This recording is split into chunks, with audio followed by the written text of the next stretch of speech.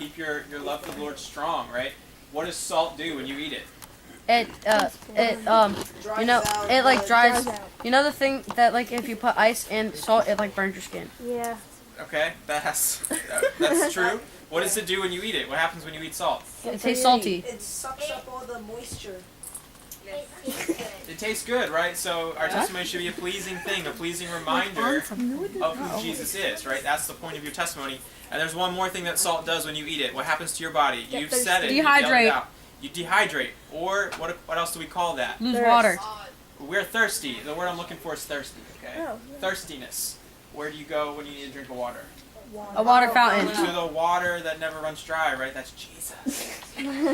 So your testimony should be a pleasing reminder of Jesus' love, and it should also make people around you thirsty for more Jesus, right? That's the whole point. That's what we're talking about when we say be salty, okay? Not be salty like somebody shows you in Fortnite and now you're salty. Oh, I know. That happens to me all the time, you know? I'm sure it does. Especially Final 2. There's another thing that we talked about last week. What is it? Yeah. Light, yeah. So that's part of the salt idea. We're moving on to the next section that we talked about. Nicole? I was going to say something about salt, just like how I get Oh, yeah. So like Jared, yeah, he's a pretty grumpy guy. I know that guy. Very salty fellow. But no, we're not talking about that kind of saltiness.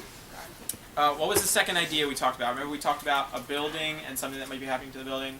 Crumbling. store treasures up on earth. Yes, right. Don't store your treasures up on earth. We talked about what it's like. You can't serve two masters. It's kind of like if your house is on fire, right? Now, if your house is on fire, what are you taking out of your house? Nothing. Nothing. You leave everything. You just get out of the house, okay? Because nothing in that house, you can't take any of it with you. It's all going to burn up and go away no matter what you do. So, your job is to follow God, to get out of the house, to make your treasure be in heaven, not on earth, okay? So, we're clear on those two things? They make sense to everybody? No. Who said no? I said yes. Oh, I thought you said no. Your yeses sounds very much like your no. Ness. All right. That's your yeses be yeses. Yeah. Maybe I should change the lesson to that verse. All right, so this week, guys, we have two more things we're going to be talking about from the Sermon on the Mount. One thing we're going to spend a lot of time talking about, and then the last thing kind of brings it all together. So think about these ideas that we talked about last time as we go through the lesson this time, because it all plays in together, okay? So, if you have your Bibles, which you should, Oh, shoot. open up to Matthew chapter 7. Matthew chapter 7. If you don't have a Bible, Lucas is such a gentleman, he's going to reach behind himself and get you a Bible. So if you don't have a Bible, raise your hand. Thank you. 1, 2, Only Matthew chapter 7. 3 Bibles, please. 4 Bibles. No? 5. Wait, if you leave your dog behind, won't it meet you in heaven? Hairless cat. Absolutely. Yay! No, I don't know. Do Your they? dog's been a bad boy and pees on the couch and poops in the house. Sounds like a puppy, not a bad boy. Thank you so much, Pantene. I don't think Pantene? You just said I'm sorry. I'm just as No, sad as you are. he's 2 years old. Alright, so we're in Matthew chapter 7, guys. Alright guys, listen up. Let's bring it in. Sorry. Hopefully we'll have other things to laugh at tonight. What is so funny? Sorry. Oh my goodness. Matthew chapter 7. So we're going to be reading verses 1 through 6. Verses 1 through 6. So could I get someone to read that nice and loud for the whole group? Noah, that would be fantastic. If you could do that. Nice and loud. Do not judge, or you too will be judged. For in the same way you judge others, you will be judged. And with the measure you use it will be measured to you. Why do you look at the speck of sawdust in your brother's eye and pay no attention to the plank in your own eye? How can you say to your brother, let me take the speck out of your eye, when all the time there is a plank in your own eye? You hypocrite. First take the plank out of your own eye, then you will see clearly to remove the speck from your brother's eye. Do not give dogs what is sacred. Do not throw your pearls to pigs. If you do, then they may trample under them in their feet and tear you into pieces. Okay, so a lot of things being trampled underfoot in the Sermon on the Mount. Does anybody remember what the other thing that gets trampled underfoot? Salt that, just regular salt, we just trample it. Salt that is lost. Salt melts ice. You keep saying that. I don't know why. It's true, but it doesn't have anything to do with what we're talking about. Salt that has lost its saltiness that gets trampled underfoot. So also, when you throw pearls before pigs, okay? So let's talk about that. First of all, what's this passage talking about? Yeah. Judgment. What is judgment? What is judging people? What do we mean when we say that? What do you think, Noah? Looking at someone and just like speaking about them just by first impressions only. Okay, so like maybe jumping to conclusions about somebody and like making up your mind before you really get to know them. Okay, could that could be part of it? Yeah. What do you think? Meeting someone and just thinking they're weird because of something. Sure. Or calling them something, like just how you see a person. Yeah, how you see a person. Yeah, that's a pretty good definition right there. How you see a person, how you have judged them, right? What do you think? Maybe criticizing them? Criticizing someone, okay? All right, that could be part of judging them, yeah? A lawyer judges people. Okay. A judge judges people, a lawyer defends them. It's alright, you're on the right track, yeah. So think of a courtroom, right? No, he's on the right track. Think of a courtroom, right? What is the judge doing when there's a criminal court case? They're deciding about that person, right? Yes. The judge has made up his mind, and now he's going to give a ruling based on what he believes about this person. So people present evidence, right? Some people are like, oh, he shot him, and the other person's like, no, he didn't. And the judge is like, I'll decide. I'm the judge. What if the judge just favors one person over the other? Yes, a judge does that. Okay, what else? What do we think of when we think of judging people? Thinking one thing when they could be another, just, Looking or criticizing Boys. something that they're not. Okay, sure, yeah. Good. What else? Any other thoughts about judging people? Okay, so what are some things that you guys are tempted to judge others for? What kind of standards do you hold others to? Because really that's what judging someone is. It's when you hold them to a standard and you see whether or not you think that they're meeting that standard, right? And there are a whole bunch of different things that we can judge people for. Okay? So what are some things that you might judge someone for? Asa? What they post on social media. Okay, so you like look at their Facebook or their Instagram and you judge them, but like how? How do you judge them? Like if they're posting inappropriate pictures, you judge them on that. Okay, so you judge whether or not you think they're a good person based on what Yeah. they have on social media. Okay, what else? Nicole? Yeah, absolutely, and that's a really big thing. A lot of times we judge ourselves based on how we look, right? Or you know maybe there's somebody at school and you don't think that person is attractive, or you don't like the way they dress, or this or that, and it may be easy to cast like a negative judgment on them. It'd be like, I don't like that person because of the way they look, right? Okay, Mason. How they talk or act. How they talk or act, their actions. Okay, sure. That was yours. Yeah. What they do or do not know. Oh, so their intelligence, right? Is this person like getting good grades on their tests? And maybe if I get a better grade, I look down on that person, right? Like I'm smarter than them. Or if they're getting better grades than me, a lot of times, in my case, that was my problem. I'd be like, I don't like that guy because he's smarter than I am, right? I do that all the time. I still do that to Justin. No, what do you think? Okay, judge them based on their interests. People who like Fortnite obviously aren't very good people, right? Are you serious? No, I'm not serious. I'm giving an example. Okay, so you judge them based on their interests. Good.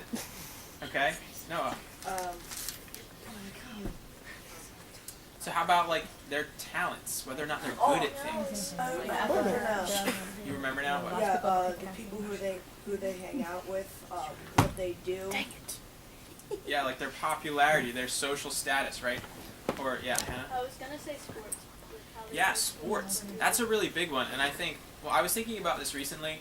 How like like the classic like movie plot line is that somebody, maybe they're not very attractive, or maybe they're they're not this or that, and so society doesn't give them a chance.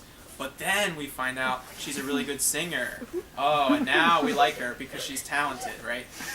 That kind of a thing. That's very classic. We value people based on their talents, based on how they look. And that's what judging someone is. It's when you decide how you value a person, okay? Good or bad. It's how you value a person based on things that are on the outside, based on things that you see about them, okay?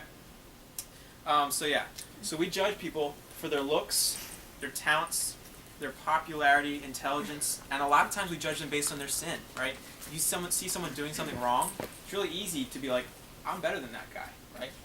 I would never go smoke or drink or do any of these things, so I look down on that person because they have sin in their life.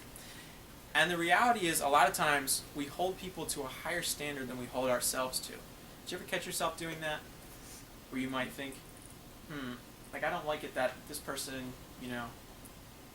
was mean to their brother, but I'm mean to my brother all the time. Does that ever happen to you? Yeah. Well, if it's the other way around, like my brother's mean to me, yeah. Oh, because you're never mean to your brother, right? Isn't it? Well, like if I get mean, I get punched, so I can't really get mean to him. Okay. So thinking sometimes we hold people to a higher standard than we hold ourselves. A lot of times, if someone's mean to me, it's easy for me to be like, oh man, I really want that person to be punished, right? Or Do you ever feel that way? Yes. I really want that person to be punished, but do I want to be punished when I'm mean to other people? No. No. Well, I'm holding other people to a higher standard than I hold myself to. Okay, so have you ever, or how about this? Have you ever seen somebody say, "Only God can judge me"? No. You've never heard anyone Yeah, say I've heard that? someone. Yeah, I think I've heard the Bible say that. Okay, all right. Well, we'll talk about that in a I've minute. seen it before. Since none of you have ever heard that before. So let's look at 3 verses, guys. That kind of it's clear that God is saying we're not to be judging other people. And I think it's easy for us to see all these different things that we're talking about are bad reasons to judge one another, right? They're bad things to judge each other on. But there are specific reasons that God tells us not to be judgmental of other people. And it's really, really easy to fall into judging people without even knowing that you're doing it, okay? So let's look at these 3 verses, and we'll talk about why it is that God is so specific in these passages to say not to be judging other people, okay? So the first one is in Jeremiah 17:9. It says, "The heart is deceitful above all things and desperately sick. Who can understand it?" Okay? The heart is deceitful and desperately sick. Now, when the Bible talks about your heart, it's not talking about like this organ right in your chest, right? What's it talking about? What do you think? Like your will and like what you want to do. Yeah, like the way you think, the way you feel about people. Your heart is the decision-making tool in the Bible, right? It's who you are, is in your heart, right? But the Bible says that the heart is deceitful. Who's the heart deceiving? The mind. The heart is deceiving the mind. The heart's deceiving me, right? My heart's not lying to other people. My heart's lying to me. Okay? So there's 2 things I want you to see about this. When I'm looking at someone else and I'm making judgments based on what I see of that person, my heart is deceiving me. Okay? My heart is not being honest with me about the way that person is, just because I'm looking at the outside of them. And the other thing is, I can't judge their heart. The last part of this verse says, "Who can understand it?" Can I understand my own heart? No, I can't understand my own heart. The Bible is clear. And can I understand someone else's heart? No. No, I can't. I can't understand someone else's heart. But this isn't a rhetorical question, okay? Who can understand it? Is there anyone who can understand God can. my heart? Yeah, absolutely. God can understand our hearts. So the first reason why God doesn't want us judging other people and making conclusions about them is because I don't understand what's on the inside of that person. Okay, I can't even understand what's on the inside of me. But God can understand both what's on the inside of me and on the inside of the other person. God understands fully a person's motives, a person's feelings, a person's desires, why they're doing certain things, why they are a certain way. And just to clarify here, I want to be careful because that statement, "only God can judge me," might be something that you guys encounter a little bit more as you get older. People will say, "Only God can judge me," and what they mean is, you can't be upset that I'm doing things that are wrong. And that's really, there is a distinction here that we'll make in a little while, because there is a correct way to handle someone who's doing things that are wrong without judging them. Okay, and we'll talk about that in a little while. Because a lot of times, as a Christian, when I was in high school, I went to a Christian high school. So I had a lot of friends who were Christians and were good people and were following God. And then I had a lot of friends who said that they were Christians, but they weren't really doing anything to follow God. Okay, you guys will probably encounter people like that as you get older. And you probably already are encountering people like that.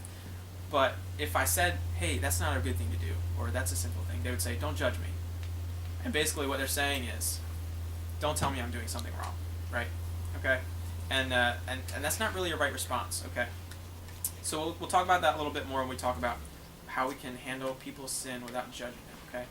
But the other part of the verse in Matthew that I want to look at is when it's talking about you have a log in your eye. Okay, you guys have all heard that verse before, right? take care of the beam in your own eye or the log in your own eye before you worry about the speck in your neighbor's eye. It's in Matthew chapter 7 where we just read in verse 5. Okay, first take the log out of your own eye, and then you will clearly see to take the speck out of your brother's eye. So what is the log in our own eye that the Bible is talking about here? Asa. I was gonna say, like, to think about what you've done that was sinful and go repent for that until you go and accuse somebody else of being sinful, because that's kind of hypocritical. Sure, right, and that's what this whole Jeremiah passage is about, okay? When I'm judging someone and I think that I know why they're doing certain things, and I think that I understand their heart motive, right? So, somebody cut me off in traffic, and man, I just know that guy did that because he's a jerk, right? Preach. Yeah, I mean, that's in the Bible, right? Except it's not. I don't know why that guy did that. Maybe he didn't see me. I do know that I've cut people off in traffic before, and it was never on purpose. So, like, I'm a pretty good guy, right? Are you sure it was never on purpose? I'm sure. I've never done it on purpose, but I have done it before. Usually it's by accident. And yet, whenever somebody cuts me off, I just assume that guy's a bad person. He did it on purpose. He's a jerk. And I should be upset with him, and I should yell things out my car window. I don't really do that. I've never done that. But guys, that's this idea that the heart is deceiving me into thinking that about that person. My heart is deceiving me. And the thing that's deceiving me about my heart is this idea of the log in my eye, okay? The log in my eye is my sinfulness. The log in my eye is the fact that I think I'm such a good person that there couldn't possibly be something wrong with me.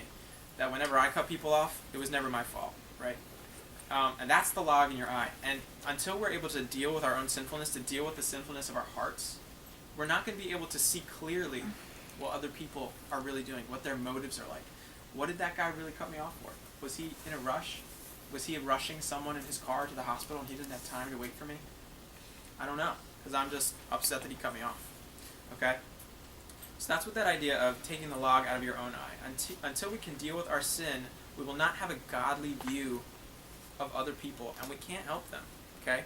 So jumping to conclusions about why people are sinful or why they're doing certain things, we're not going to be able to help them until we deal with our own sin. We're not going to be able to look at them through God's eyes. Okay? So the second verse I want to look at, Matthew chapter 7, verse 2. We just read it. For with the judgment you pronounce, you will be judged, and with the measure you use, it will be measured to you. What's that saying? What do you think? No. Based on how much judgment you give other people, you're gonna get that judgment back on yourself. Sure. So basically what it's saying is that if I hold people to a certain standard, that's the standard people are going to hold me to, right? So if I walk around all the time and I'm like, man, people who drink too much coffee, that's no good, right? That's wrong. They shouldn't drink so much coffee. Who does that? I work with a guy. But so think of things, something like that you think people shouldn't do. And like I just go around and I say that to all these people, man, Pastor Justin drinks too much coffee. I think he really drinks too much coffee, and I think that's a bad move on his part. Well, if I ever want to drink a cup of coffee, what's everybody in the room going to think? That you drink too much coffee, You're like, hey, and you're being a hypocrite. Wasn't he just talking about Pastor Justin for drinking too much coffee? Now this guy's drinking coffee all the time. Right? We're going to be held to the standards that we hold other people to. We need to be willing to show grace and love to other people. Maybe Pastor Justin does drink too much coffee. I don't know. This is not a real situation, okay? I don't think his coffee habit has gotten out of control yet. But maybe Tara has something else to say. I don't know. Do you guys understand what I'm saying here? Does this make sense? Okay, you're going to be held to the standards that you hold other people to. So we need to be willing, if you want to be shown grace and love by other people, that's what we should be showing to other people. All right, next verse, Romans 5:8. And this is the biggest one in my opinion, of why we're not supposed to be judging other people. Why we're not supposed to look down on other people because of things like their popularity, their talents, the way they look, all these different things that we look down on people for. Romans 5:8. Is it up there? Yeah. But God demonstrates his own love towards us in that while we were still sinners, Christ died for us. What does that have to do with judging each other? What do you think? Other people, we might judge other people for their sin, but we still sin all the time, so. Yeah, absolutely. and that's a great thing. But what I'm going for is look at the eternal value that God puts on all people. Okay, look at the lengths that God was willing to go because He loves each one of us. Okay, now every time I look down on someone or I look at someone and I go, man, Noah wears green hoodies and they're just so dumb. I hate green hoodies and I hate that he wears them. And Michael too. Green hoodies are dumb. You know, anytime I like look down on someone for something like that, I'm criticizing someone that Christ died for. That was so valuable to God that He sent His Son. And here I am looking down on them and acting like I'm better than them. Right? People are of the highest value in God's eyes. And it is disrespectful to God when we devalue other people based on the way that they are. Does that make sense? Okay. So those are 3 verses that I think are really, really important as we're talking about judging each other. But what do we do? How do we handle a situation where someone is sinning? How do we handle someone who's sinning without judging them? Without looking at them and thinking that I'm better than them? What do you think, Lucas? Telling them what they did wrong and telling them how they could improve from it. Okay. Good. Mason? I think for starters, you should go into the situation knowing that you have the potential to do what they do. Yeah, absolutely. There's a great verse, and as you all know by now, I can never remember references, but it says, "But for the grace of God, there go I." Right? Is that a verse? I think so. I'm pretty sure it is. It's either a verse or a really good quote. Yeah, it's a quote. It's a quote. I'm pretty sure it's a quote. Yeah. Take back what I said. It's not a verse. It's not in the Bible. But it's a great quote. But for the grace of God, there go I. Okay? What is he saying? That the only reason I'm not totally depraved and sinful and like the worst person ever is because God's grace is holding me back from doing those things. It's not because I'm good. Right? So yeah, I like that, Mason. What else? I was gonna say, they go in there like scream at the person, you like confront them. Did you say go in there and scream at them or don't? Go Okay. Just let them have it. You know? Yeah, yeah. Not like scream at the person, but like telling them like nicely words, maybe. Yeah, yeah. Communicating the truth in grace and love, right? Mason? Kind of like what he said, like don't, completely like come unglued at things. Be like, hey, maybe don't do that next time. Like, you shouldn't do that because Sure. It's offending these people. These people don't like it. Yeah. And to be clear, guys, it is okay for us to evaluate someone's behavior and say that is sinful behavior. And guys, I hope you do that. As you're entering high school and entering college and all these different phases of life where you're going to be exposed to things you didn't even know existed, things that are very sinful. And you'll be able to look around at the people around you, and it is important for you to evaluate their behavior and say, that thing that they're doing is sinful. And you can do that without being judgmental of them, okay? Without this sinful kind of judgment that God is talking about. Because when we're looking around at people, we need to be able to identify what sin is, and we need to be able to say, that's the thing that I'm not going to do, okay? Where we cross the line is when we start looking at that person's heart and saying, this is why that person is doing that thing. When we are confronting someone, we need to be confronting them in grace and love, just like you guys said, exactly. Not coming at them like, I'm way better than you, and I don't do this thing, and you do this thing, and it's wrong, and that kind of an approach. That's not okay. But we address the thing that they're doing and ask them what's in their heart. Hey, I noticed you were, you said this thing to that person, and it seemed really mean to me. Like, that thing that you said was really, really mean. Why did you say that kind of thing? What do you think of that person? Or why do you think it's okay to do that? Approach it that way.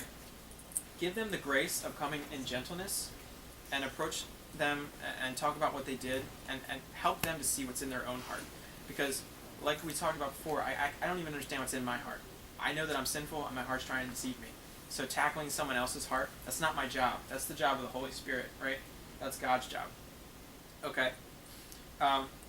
So here's the final thing we're going to talk about with the Sermon on the Mount. And keep these things in mind, guys. Be salty. Keep your treasures in heaven. And keep judge not others, that you be judged. Keep those things in mind as we wrap up and talk about this final passage real quick. We'll go very quickly in the Sermon on the Mount. So chapter 7, verse 24 to 27. This is still a Sermon on the Mount, okay? And these are Jesus' closing statements, okay? So Jesus has been preaching for 3 full chapters here to his disciples. This is the first message he's giving them. This is the first time they're his disciples. So this is what he ends on, okay? Somebody want to read it out for us, verses 24 through 27. Graceland, nice and loud for the group, please. 24 to 27. Yes, chapter 7. Anyone then who hears these words of mine and does them will be like a wise man who built his house on the rock. And the rain fell, and the floods came, and the winds blew and beat on the house. But it did not fall because it had been founded on the rock. And everyone who hears these words of mine and does not do it will be like a foolish man who built his house on the sand. And the rain fell, and the floods came, and the winds blew and beat against the house, and it fell, and great was the fall of it. Awesome. Great, thank you. So here's what I think about when I hear this, guys. I think the first thought that came to my mind was all the hurricanes we've just had in our country, right? Now, have you guys ever gone to like Ocean City or like North Carolina, like the Outer Banks? Anybody ever been to the Outer Banks?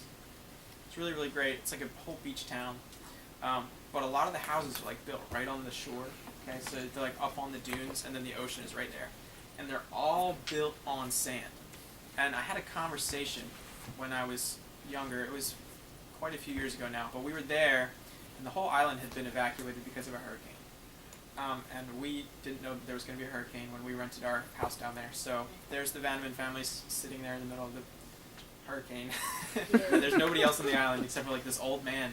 And we're like, Did he get blown away in the hurricane? Eventually, the people we rented the house from called, and they were like, "You need to leave because it's a lot of liabilities if you guys die." We were like, "All right, we'll leave." So yeah. Anyway, that's a whole story. But this guy, we were like, you guys get hurricanes all the time. Like, what happens? And he was like, usually, everybody's house gets knocked down, and it costs millions and millions of dollars, and we put them all back up every year. I was like, that's crazy. But why are these people's houses getting knocked down? Because it's made out of hay. Not made out of hay, no. They're They're really built big. on What? sand, right? Their houses are built on sand. Hay And and sand is not a good foundation. Sand, that's the wisdom of the world. Oh, okay? like the sand. That's worldly philosophies. That's it. Like the story of the guy that's on the sand and the rocks, and then like the guy that's up at the top doesn't get knocked down, but the guy on the sand his house gets knocked down by the wave. Is it? Are you thinking of Matthew chapter 7, verses 24 through 27? That's the one we're reading right now. Yeah, you're right. Thanks for staying with us, Asa. Yeah, right on. So yeah, their houses were built on sand, and they fall down all the time. That's what this guy told us. And I couldn't believe that. I was like, every year they come and they build these houses again. And so that made me think about like these hurricanes. And that's not to say that people who live down the shore are foolish people or anything like that, or that the hurricane victims had it coming. That's not my point. My point is the houses are falling down because their foundations are not strong, right? That's what's going to happen if our foundations are not strong. Jesus describes himself as the rock of salvation. When we build our foundation on him, that's how we are able to weather storms, okay? And how does Jesus say we can weather the storms? How does Jesus say we can build our foundation on him? It says it right here. Yeah. We build it on the rock, which is like him. Yeah, absolutely. But he gives us very specifically in verse 24, everyone who hears these words of mine. So how many people in here just read what Jesus said? So we've all heard them, right? We've all heard his words. Is that good? Our houses are now on the rock? Yes. No. Good to go? No. Oh. Everyone who hears these words of mine and does them will be like a wise man who has built his house on a rock. So guys, it's not good enough to just hear what Jesus has to say. We have to do it, okay? So these are the things that Jesus felt his disciples needed to hear when they first became his disciples. And now all of you guys have heard what Jesus has to say. Now it's your turn to do them. Do the things that Jesus says to do. That's how we build our houses on the rock. That's how we have a firm foundation. That's how when the storms and the hurricane Florences of life come, our houses don't get knocked down because they're built on a foundation so strong nothing can take them down. Okay? So that wraps it up for our study on the Sermon on the Mount. We're going to continue on in 2 weeks with more of Jesus' ministries. Wait, why not in 1 week? Because we have small groups next week. Oh, yeah. Okay. So, can I get a volunteer to close us in prayer, and then we'll head into recap groups for a few minutes. Asa, go ahead. Um,